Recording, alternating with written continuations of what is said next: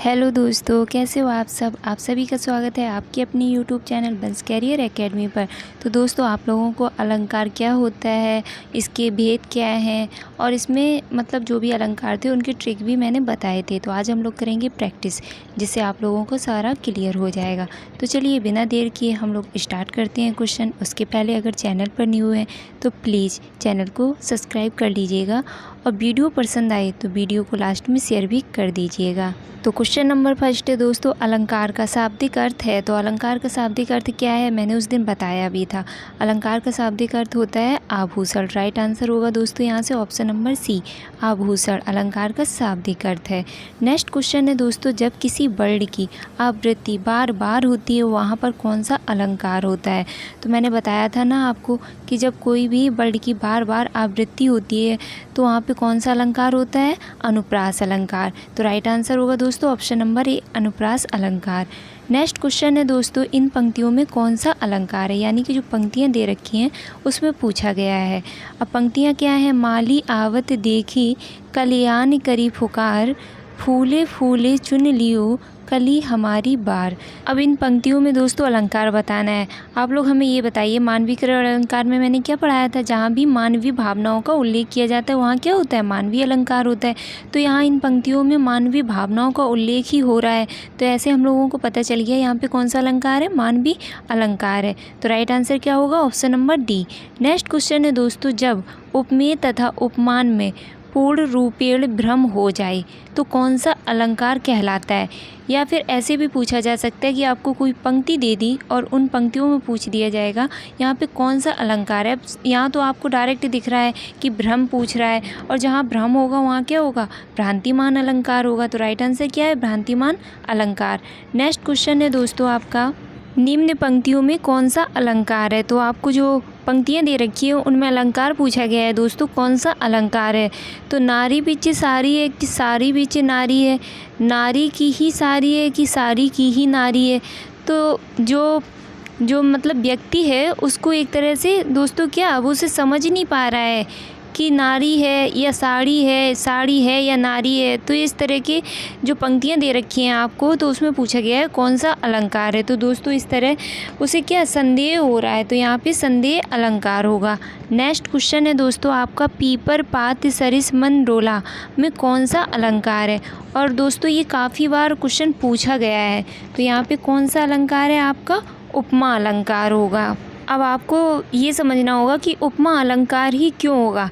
तो हमने आपको बताया था ना ट्रिक में, सा सी से सरिस जैसे शब्द जहाँ दिखे वहाँ उपमा अलंकार होगा। तो यहाँ पे सरिस आ रहा है ना, तो इसलिए आपका उपमा अलंकार है। आप लोग इस तरीके से पहचान सकते हैं। तो राइट आंसर क्या है आपका, उपमा अलंकार। नेक्स्ट क्वेश्चन है दोस्तों आपका, तरनी तनुजा तट तमाल में कौन सा अलंकार है। और ये क्वेश्चन भी दोस्तों काफ़ी बार पूछा गया है, रिपीटेड क्वेश्चन है, आगे भी पूछे जाने के चांस है। तो इसमें पूछा गया कौन सा अलंकार है। हमने आपको अनुप्रास अलंकार में क्या बताया था, जहाँ वर्ड की बार बार आवृत्ति होती है। तो यहाँ भी तो ता जो वर्ड आ रहा है बार बार आवृत्ति हो रही है, तो यहाँ पे क्या है आपका, अनुप्रास अलंकार है। नेक्स्ट क्वेश्चन है दोस्तों आपका, जहाँ एक शब्द एक से अधिक बार प्रयुक्त हो और उसके अर्थ अलग अलग रहें वहाँ कौन सा अलंकार होता है। हमने आपको जब ट्रिक पढ़ाया था ना, तो उसमें बताया था कि एक से अधिक बार शब्द आए और उसके अर्थ अलग अलग हों, तो वहाँ कौन सा अलंकार होगा, यमक अलंकार होगा। तो दोस्तों राइट आंसर क्या होगा, ऑप्शन नंबर सी, यमक अलंकार होगा। आगे आपको एग्जाम्पल भी देंगे तो क्लियर हो जाएगा। नेक्स्ट क्वेश्चन है दोस्तों, इन पंक्तियों में कौन सा अलंकार है। तो इन पंक्तियों में जो पंक्तियाँ दे रखी हैं उसमें अलंकार आपको बताना है। तो देख सुदामा की दीन दशा करुणा करके करुणा निधि रोए, और आगे क्या दे रखा है, पानी परायत को हाथ छुए नहीं, नैनन के जल से पग धोए। तो यहाँ पे क्या हो रहा है, भगवान कृष्ण और सुदामा जी के मिलने का वर्णन हो रहा है दोस्तों। लेकिन क्या ऐसा संभव है कि भगवान ने सिर्फ अपने आंसुओं से पैरों को धुला था, जो उन्होंने परात में पानी लिया था उसको छुआ तक नहीं था। तो यहाँ पे क्या है, अतिशयोक्ति अलंकार है, बढ़ा चढ़ा के यहाँ पे वर्णन किया जा रहा है। इसलिए राइट आंसर आपका दोस्तों ऑप्शन नंबर सी होगा, अतिशयोक्ति अलंकार। नेक्स्ट क्वेश्चन है दोस्तों आपका, नहीं पराग नहीं मधुर मधु नहीं विकास इतिकाल, अली कली ही सो विदियो आगे कौन है हवाल। तो यहाँ पे जो आपको पंक्तियाँ दे रखी हैं दोस्तों, उसमें आपको अलंकार बताना है कौन सा अलंकार है। तो यहाँ पे कौन सा अलंकार होगा दोस्तों आपका, अनुयुक्ति अलंकार होगा दोस्तों आपका। नेक्स्ट क्वेश्चन है दोस्तों आपका, जो मानव नहीं है उसे मानव की तरह प्रस्तुत करना कौन सा अलंकार है। यानी कि वहाँ पे मानवीय भावनाओं का वर्णन किया जा रहा है बट वो मानव नहीं है, तो वहाँ पे कौन सा अलंकार होता है, मानवीकरण अलंकार होता है। तो राइट आंसर क्या होगा आपका, मानवीकरण अलंकार। नेक्स्ट क्वेश्चन है दोस्तों आपका, जहाँ उपमेय में उपमान का आरोपण किया जाए वहाँ कौन सा अलंकार होगा। अब पूछा क्या गया है, उपमेय में उपमान का आरोपण किया जा रहा है, वहाँ कौन सा अलंकार होगा, रूपक अलंकार है। दोस्तों डायरेक्ट ऐसे क्वेश्चन आपके पूछे जाते हैं जैसे मैंने आपको लिए हैं, और ऐसे ही क्वेश्चन आपको आगे एग्जाम में देखने को मिलेंगे। और आप लोग पीछे के पेपर भी आप लोग उठा के देखिएगा, जो आपके एग्ज़ाम हो चुके हैं उनमें आपको ऐसे ही क्वेश्चन देखने को मिलेंगे। नेक्स्ट क्वेश्चन है दोस्तों आपका, सजना है मुझे सजना के लिए में कौन सा अलंकार है। तो एक पंक्ति दे रखी है, सजना है मुझे सजना के लिए में अलंकार पूछा गया है। तो दोस्तों जब एक शब्द एक से अधिक बार आए और उसके अर्थ भिन्न हो तो वहाँ पे कौन सा अलंकार बताया था मैंने, यमक अलंकार। तो यहाँ पे आपका यमक अलंकार होगा। अब यहाँ पे शब्द कौन से आ रहे हैं एक से अधिक बार, सजना, सजना है मुझे सजना के लिए। एक सजना जो आपका पहला सजना दे रखा है दोस्तों, इसका अर्थ श्रृंगार से है, और फिर मुझे सजना के लिए तो यहाँ पे जो सेकंड सजना दे रखा है वहाँ नायक का है, नायक का वर्णन किया जा रहा है दोस्तों। तो यहाँ पे आपका यमक अलंकार होगा। नेक्स्ट क्वेश्चन है दोस्तों, इन पंक्तियों में कौन सा अलंकार है। अब पंक्तियाँ क्या है, चारू चंद की चंचल किरणें खेल रही थी जलथल में। तो दोस्तों चारू चंद की चंचल किरणें खेल रही थी जलथल में। अब देखिए आप, चा की जो है वो पुनरावृत्ति हो रही है, आवृत्ति हो रही है चा वर्ड की।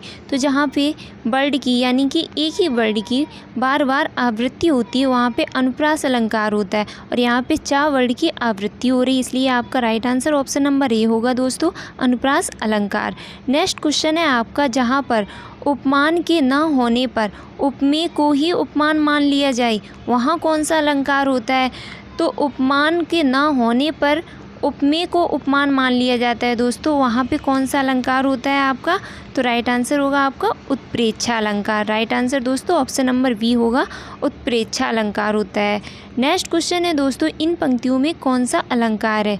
पंक्तियाँ क्या हैं, ये आपका एग्जाम्पल भी मैंने ट्रिक में कराया था। रहीमन पानी राखियो बिन पानी सब सून, पानी गए ना उबरे मोती मानस चून। तो ये आपको मैंने कराया था ना जब ट्रिक कराई थी। तो यहाँ पे अलंकार पूछा गया है, तो अलंकार क्या है आपका, पानी के जो अर्थ हैं वो भिन्न भिन्न निकल रहे थे। तो फर्स्ट पंक्ति में जो आपका पानी दे रखा है उसका अर्थ क्या था, विनम्रता से था। यानी कि रहीमन जी बता रहे हैं कि मनुष्य को हमेशा विनम्र रहना चाहिए। और सेकंड पंक्ति में जो आपका पानी दे रखा है उसका अर्थ क्या था, मोती के पानी से था। यानी कि मोती में चमक होती है, आभा होती है, तो वो वहाँ पे अर्थ क्या था, चमक से था, आभा से था, तेज से था। और एक पानी का अर्थ विनम्रता से था। तो राइट आंसर क्या होगा आपका, श्लेष अलंकार। Right answer option number C होगा, यानी कि शब्द एक अर्थ अनेक, वहाँ आपका श्लेष अलंकार होता है दोस्तों। नेक्स्ट क्वेश्चन है दोस्तों हम लोगों का, जहाँ कोई शब्द एक ही बार प्रयुक्त हो किंतु प्रसंग भेद में उसके अर्थ अनेक हो। अभी मैंने आपको बताया था ना, शब्द एक अर्थ अनेक, तो वहाँ कौन सा अलंकार था, श्लेष अलंकार। और अभी आप लोगों ने एग्जाम्पल भी किया था ना हम लोगों ने, रहीमन पानी वाला, तो क्लियर भी है। तो राइट आंसर क्या होगा, श्लेष अलंकार। नेक्स्ट क्वेश्चन है दोस्तों हम लोगों का, चरण कमर बंदो हरिराई में कौन सा अलंकार है। मैंने आपको रूपक अलंकार की एक ट्रिक बताई थी, जहाँ भी आपको कोई पंक्ति दे रखी होगी वहाँ पे आपको दो शब्दों के बीच में एक योजक चिन्ह मिलेगा, तो वहाँ आपका कौन सा अलंकार था, रूपक अलंकार। तो यहाँ भी आपका चरण और कमल के बीच में योजक चिन्ह मिल रहा है, तो राइट आंसर क्या होगा, ऑप्शन नंबर बी, रूपक अलंकार। नेक्स्ट क्वेश्चन है दोस्तों हम लोगों का, अंबर पनघट में डूब रही तारा घट ऊषा नगरी में कौन सा अलंकार है। तो इस पंक्ति में कौन सा अलंकार है दोस्तों हम लोगों का। तो राइट आंसर क्या होगा हम लोगों का, राइट आंसर है दोस्तों रूपक अलंकार। तो रूपक अलंकार कैसे है, अब यहाँ योजक चिन्ह तो है नहीं, तो दोस्तों क्योंकि यहाँ पर अंबर पनघट, तारा घट और ऊषा नगरी को उपमेय उपमान माना गया है, और जहाँ गुण की अत्यंत समानता के कारण दोस्तों यहाँ पर उपमेय में ही उपमान का अभेद आरोप कर दिया गया है, इसलिए यहाँ पे रूपक अलंकार है। क्योंकि यहाँ पे थोड़ा आप लोगों को लग रहा होगा कि योजक चिन्ह भी नहीं है, यहाँ पे रूपक अलंकार कैसे है, तो यहाँ पे इस प्रकार रूपक अलंकार है क्योंकि गुण के अत्यंत समानता के कारण यहाँ पे उपमेय में ही उपमान का अभेद किया गया है, इसलिए यहाँ पे रूपक अलंकार है। इस क्वेश्चन को लेकर दोस्तों कोई बोलता है मानवीकरण अलंकार है, किसी ने उपमा अलंकार भी बताया, लेकिन यहाँ पे राइट आंसर दोस्तों है वो रूपक अलंकार है। राइट आंसर दोस्तों आपका ऑप्शन नंबर ए होगा, रूपक अलंकार। नेक्स्ट क्वेश्चन है दोस्तों आपका, 3 बेर खाती थी 3 बेर खाती हैं में कौन सा अलंकार है। तो दोस्तों जो पंक्ति दे रखी है आपको, 3 बेर खाती थी वो 3 बेर खाती हैं में अलंकार पूछा गया है। अभी मैंने आपको बताया था जब एक ही शब्द एक से अधिक बार आए और उसके अर्थ भिन्न भिन्न होते हैं तो वहाँ पे कौन सा अलंकार होता है, यमक अलंकार होता है। तो दोस्तों यहाँ पे राइट आंसर क्या होगा आपका, ऑप्शन नंबर डी, यमक अलंकार। लेकिन कैसे होगा यमक, पहला जो आपको फर्स्ट दे रखा है 3 बेर खाती थी, तो 3 बेर का मतलब है दोस्तों कि वो 3 मतलब समय से है। अब समय से कैसे है दोस्तों, 3 बेर मतलब 3 बार खाती थी, यानी कि शाम सुबह और दोपहर में, तो यहाँ पे समय से हो गया। और फिर वे 3 बेर खाती हैं, अब 3 बेर खाती हैं मतलब सिर्फ 3 बेर, जो गिनती वाला 3 आ गया ना, तो 3 बेर खाती हैं। तो यहाँ पे ये चीज़ समझनी है आपको, एक बार समय का प्रयोग किया गया है, एक बार गिनती वाला 3 है आपका, 3 बेर खाती थी। और पहले क्या था जो उसमें दे रखा है वो 3 बार वाला है, मतलब कि 3 समय से मतलब है वहाँ पे। तो और यहाँ पे आपका जो पंक्ति दे रखी है ये दोस्तों महाराणा प्रताप की जो पत्नी थी उस टाइम जंगल में रह रही थी, उस टाइम उस पंक्ति को यहाँ से लिया गया है।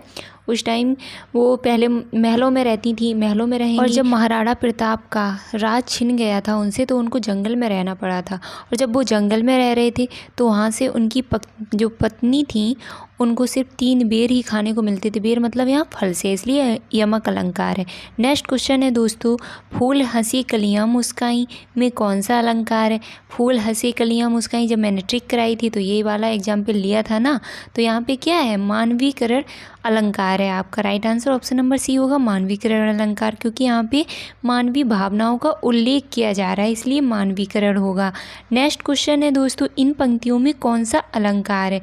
कौन सी पंक्ति है, तो उसी तपस्वी से लंबे थे देवदार दो 4 खड़े थे।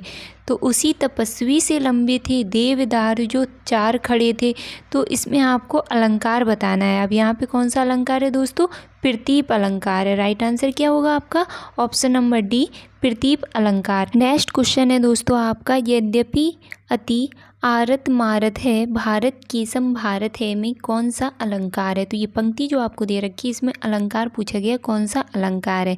तो राइट आंसर होगा दोस्तों आपका ऑप्शन नंबर सी, अनन्वय अलंकार। नेक्स्ट क्वेश्चन है दोस्तों आपका, जहाँ पर कारण ना होते हुए भी कार्य का होना पाया जाए वहाँ कौन सा अलंकार होता है।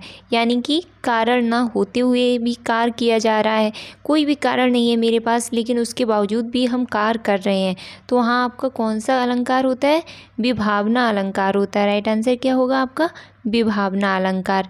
नेक्स्ट क्वेश्चन है दोस्तों आपका, हरिपद कोमल कमल से में कौन सा अलंकार है। तो हरिपद कोमल कमल से में कौन सा अलंकार है। तो आपका यहाँ पे क्या है, तुलना की जा रही है, यानी कि जो हरि के पद हैं, चरण हैं, वो कैसे हैं, कमल की तरह कोमल हैं, और जहाँ तुलना हो रही हो वहाँ आपका उपमा अलंकार होता है दोस्तों। तो राइट आंसर क्या होगा, उपमा अलंकार। या फिर आपको मैंने ट्रिक बताई थी, सासी से सरेस, तो यहाँ पे से आ रहा ना कमल से, तो यहाँ से भी आप गैस कर सकते हो, तो क्या होगा आपका, उपमा अलंकार होगा।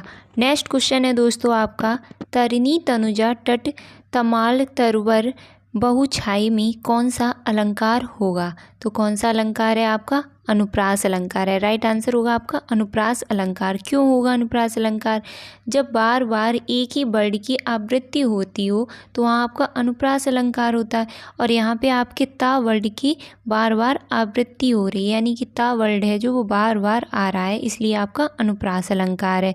नेक्स्ट क्वेश्चन है आपका, प्रस्तुत पंक्तियों में कौन सा अलंकार है। जो आपको पंक्ति दे रखी है उसमें अलंकार पूछा गया, कौन सा अलंकार है।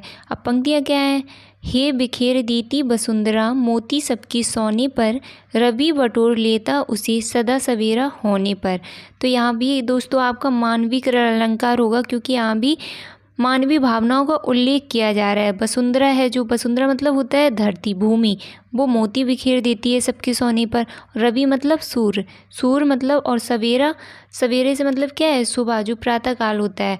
और सूर्य जब निकलता है प्रातःकाल तो वो उन मोतियों को क्या करता है, बटोर लेता है। तो ऐसा है क्या, नहीं है ना।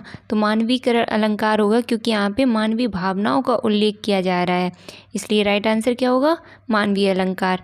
नेक्स्ट क्वेश्चन है आपका, प्रस्तुत पंक्तियों में कौन सा अलंकार है। पंक्ति क्या है, फूले काश सकल महि छाई, जनु वर्षा ऋतु प्रकट बुढ़ाई। यानी जो पंक्तियाँ दे रखी हैं उसका अगर देखा जाए ना दोस्तों, तो आपको बताया था जनु जानो, मनु मानो, जानो मानो, ज्यों त्यों जैसे शब्द जहाँ भी होते हैं वहाँ आपका क्या होता है, उत्प्रेक्षा अलंकार है। अब सेकंड पंक्ति के आपके फर्स्ट शब्द ही दे रखा है जनु, तो जनु से आपको पता चल गया यहाँ पे कौन सा अलंकार है, उत्प्रेक्षा अलंकार है। लेकिन अगर इसका अर्थ देखा जाए दोस्तों, तो काश आपने देखा होगा, काश जिसमें सफ़ेद सफ़ेद फूल जैसा होता है, कुछ गांव में अक्सर लोगों ने देखा होगा, हो सकता है जो लोग शहरों में रहते हैं उन्होंने नहीं देखा हो। तो काश के फूल यहाँ कवि वर्णन कर रहा है, काश के फूल आने का मतलब है दोस्तों कि अब शरद ऋतु का आगमन होगा। और काश के फूल का मतलब यही होता है कि जो काश के फूल होते हैं वो सफ़ेद होते हैं, तो सफ़ेद जो कि फूल जो होते हैं वो प्रकृति की वंदना करते हैं। और मानसून जो सेकंड पंक्ति दे रखी है, तो उसका मतलब है दोस्तों मानसून के काले मेघों को विदा कर दी जाए। अब काश का मतलब काश के फूल आ गए हैं तो शरद ऋतु का आगमन होगा और वर्षा ऋतु की अब विदाई होगी। नेक्स्ट क्वेश्चन है दोस्तों आपका, प्रस्तुत पंक्तियों में कौन सा अलंकार है। पंक्ति क्या है, सोहत ओढ़ पीठ पत्र श्याम सलोने गात, मनहो नीलमणि सौल पर आतप परो प्रभात। तो यहाँ पे भगवान श्री कृष्ण की सुंदर श्याम शरीर पर नीलमणि पर्वत की तरह भांति, मतलब नीलमणि पर्वत की प्रकार इसका जो शरीर है भगवान के, शॉल जो ओढ़े हुए हैं वो शोभायमान हो रही है। और उनके पीताम्बर पर प्रभात यानी कि सुबह की धूप की मनोहर की कल्पना कर रहा है, कौन, कवि कर रहा है। तो दोस्तों यहाँ पे आपका मनो नीलमणि शब्द दे रखा है ना, तो मनु मानो, जनु मानो, जानो तानो मानो जैसे शब्द आपको कहाँ मिलेंगे, उत्प्रेक्षा अलंकार में मिलेंगे। तो आपका क्या होगा, उत्प्रेक्षा अलंकार होगा यहाँ भी। अब आपका इस सेशन का लास्ट क्वेश्चन बचा है। लास्ट क्वेश्चन क्या है दोस्तों, कनक कनकते 100 गुनी माँ दुखता अधिकाए, बा काए बौरात नर या पाए बौरात। तो ये मैंने आपको कराया था जब आपको ट्रिक दी थी, ट्रिक में बताया भी था। और यहाँ पे कनक कनक तो 100 गुनी, जब आपके कनक कनक 2 बार आ रहा है, लेकिन एक कनक का मतलब क्या है, धतूरा, और दूसरे कनक का मतलब क्या है, स्वर्ण यानी कि सोना से। तो दोस्तों यहाँ पे क्या होगा, यमक अलंकार। Right answer option number C, यमक अलंकार होगा आपका। यहाँ से आपके क्वेश्चन होते हैं कंप्लीट दोस्तों। तो क्वेश्चन कैसे लगे, क्वेश्चन का एक्सप्लेन कैसा लगा, आप लोग कमेंट बॉक्स में कमेंट करके अवश्य बताइएगा। और इससे पहले आप लोग ना एक बार जो मैंने ट्रिक बताई है अलंकार की वो देख लीजिएगा। तो मैं आपको डिस्क्रिप्शन बॉक्स में उसकी लिंक दे दूँगी, तो आप लोग वहाँ पे लिंक से जाके आपको वीडियो मिल जाएगा, तो आप वहाँ से देख लीजिएगा। एक बार पहले क्लियर हो जाएगा, उसके बाद आप प्रैक्टिस करोगे तो आपको ज़्यादा समझ आएगा। और हम लोग मिलते हैं नेक्स्ट वीडियो में, तब तक अपना और अपनों का ख्याल रखिएगा। आपको नेक्स्ट वीडियो किस टॉपिक पे चाहिए आप लोग ये भी बता सकते हैं कमेंट बॉक्स में। लेकिन हाँ, बताना मत भूलिएगा कि आपको क्वेश्चन कैसे लगे। और आप लोग प्लीज़ वीडियो को शेयर भी कीजिएगा। टेक केयर दोस्तों, बाय बाय।